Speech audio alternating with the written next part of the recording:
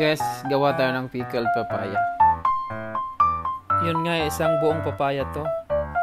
Ngayon, na-grind ko na yan. Yung gagawin ko na lang, pipigaan. Pipigaan ko ng 3 beses.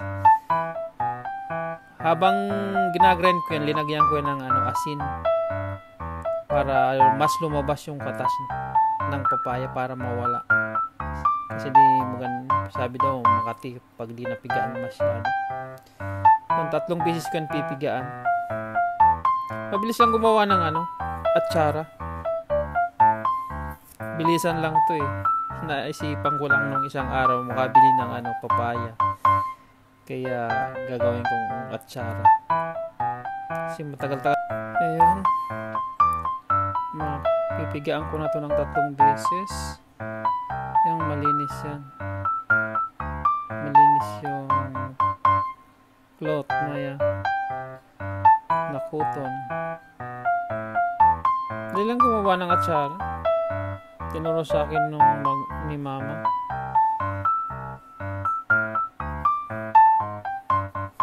Matagal-tagal lang kasing walang atsara dito sa bahay. Kaya naisipan ko, gumawa na lang.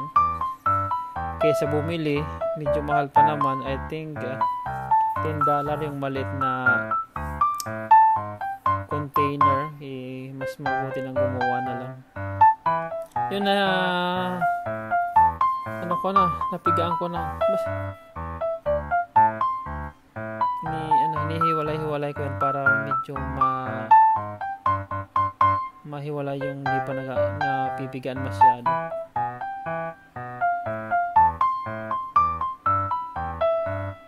Walang kaya diyan ko na lang pinigaan sa ginamit ko yung kawali kasi wala kaming malaking container na kasya siya.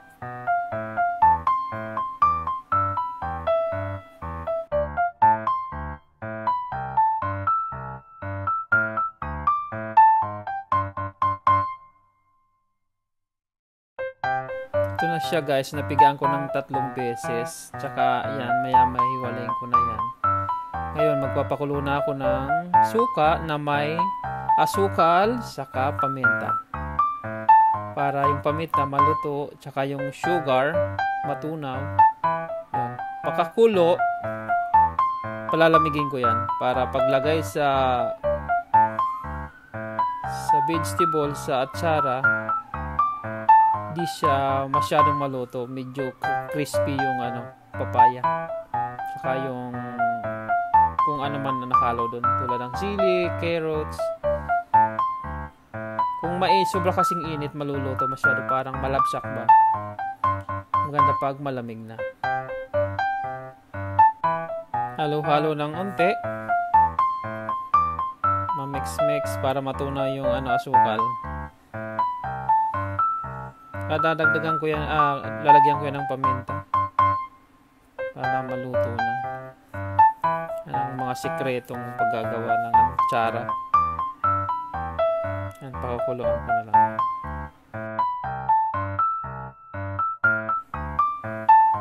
Ayun, magpiprepare na ako ng maghiwa na ako ng sili, sibuyas, bawang at luya, carrots. Yun lang.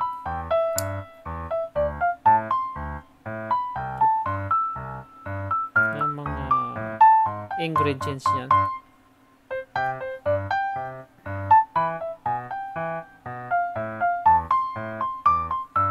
Nung time na yan, naghihiwa ako ng sibuyas, naluluwa ako Hinalo-halo ko lang. Yung pinapalamig ba. Yun, nahiwa ko na. Lahat pinagsama ko sa isang container. Kaso maliit yung container na lagyan. Ililipat ko yan sa kawali, doon sa kawaling pinagpigyaan ko para mahalo ko masyado yung carrot, yung raisin, lagyan ko ng raisin pala. Tapos yung pickle na papaya, paghiwa-hiwalayin ko yan yung ganyan para maganda yung kinalabasan.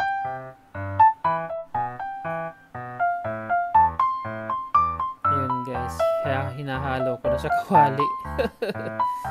Malinis yung kamay ko. Siyempre, bago haluin, bago hawakan, hindi pwedeng hindi maghugas ng kamay.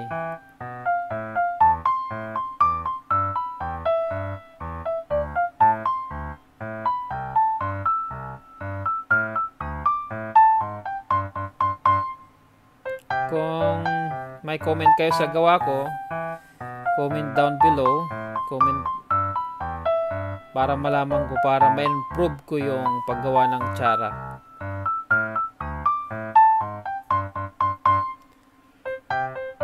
Ayun, linagay ko na yung yung suka na may asukal at paminta.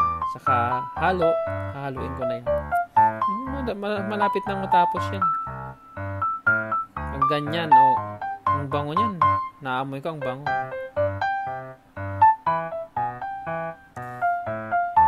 Wala lang yan, yung red pepper. Kaya green lang na ilagay ko.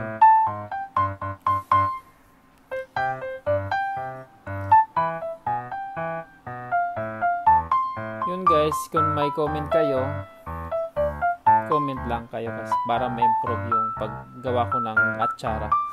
Inuulit ko. Titikman ko na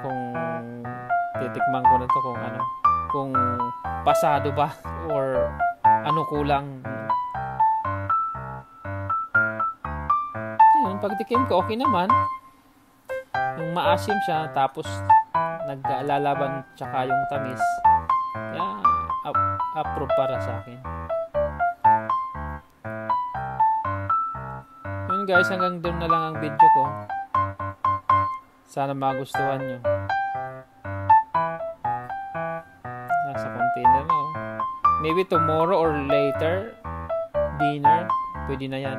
Salamat sa panunood.